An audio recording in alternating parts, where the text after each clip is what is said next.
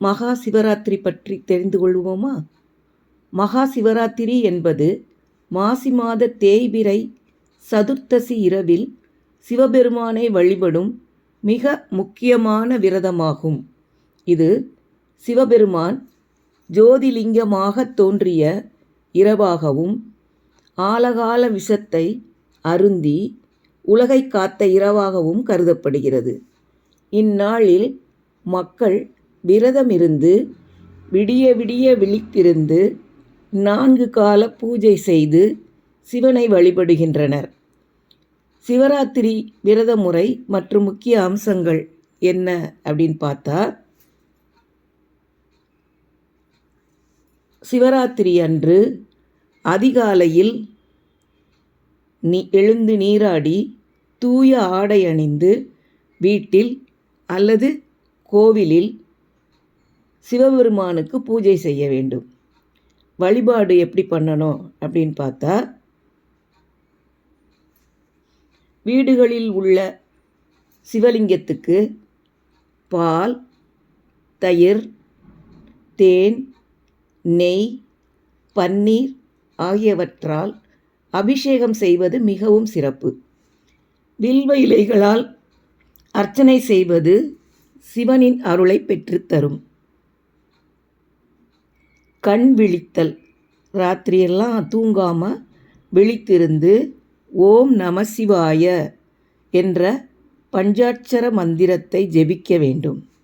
இது சிவராத்திரியின் மிக முக்கிய கட்டாயமான வழக்கமாகும். 4 கால பூஜை. சிவராத்திரி இரவு 4 காலங்களிலும் மாலை, இரவு, நள்ளிரவு, அதிகாலை சிறப்பாக அபிஷேக ஆராதனைகள் நடைபெறும். ஒவ்வொரு காலத்திலும் சிவனாரை வெவ்வேறு பெயர்களில் சதாசிவன், மகேஸ்வரன் என்ற பெயர்களில் வழிபடலாம். உணவு கட்டுப்பாடு என்ன அப்படின்னு பார்த்தா, அன்று சிவராத்திரி அன்று ஒருவேளை உணவோ அல்லது முழுமையாகவோ உணவின்றி இருப்பது நல்லது. அடுத்து,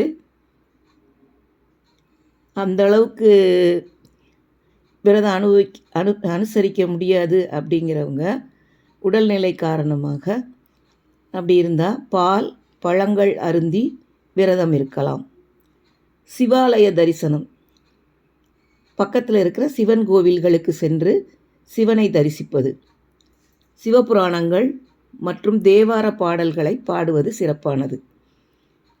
சில பேர் சிவாலய ஓட்டம், அதாவது தென் தமிழகத்தில் கன்னியாகுமரி, நாகர்கோவில் இந்த ஏரியாவில் என்ன செய்வாங்கன்னா, சிவராத்திரி அன்று 12 சிவாலயங்களுக்கு சென்று ஓடி ஓடி வழிபடும் சிவாலய ஓட்டம் அப்படிங்கிறது மிகவும் பிரபலம்.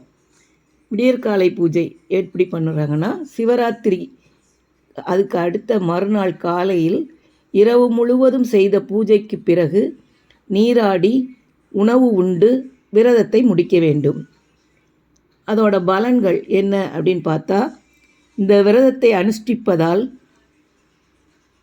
மன அமைதி, சாப விமோசனம், ஆரோக்கியம் மற்றும் சிவபெருமானின்